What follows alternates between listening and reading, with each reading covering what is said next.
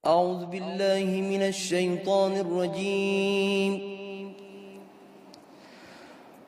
وما من دابة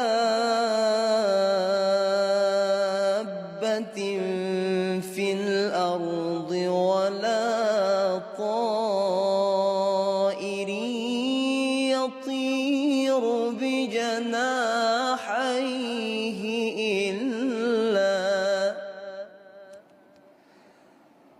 ولا طائر يطير بجناحيه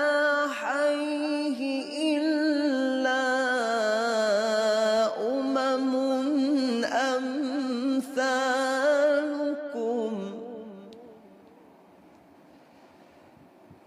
ما فرطنا في الكتاب من شيء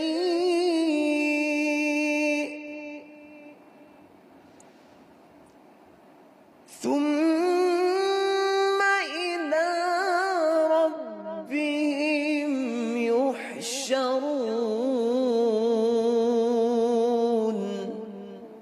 صدق الله العظيم.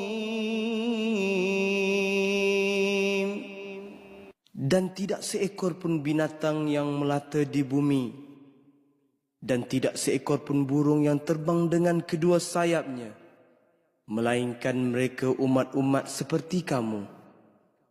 Tidak kami tinggalkan sesuatu pun di dalam kitab Al-Quran ini. Kemudian mereka semuanya akan dihimpunkan kepada Tuhan mereka untuk dihisab dan menerima balasan. Surah Al-An'am ayat 38.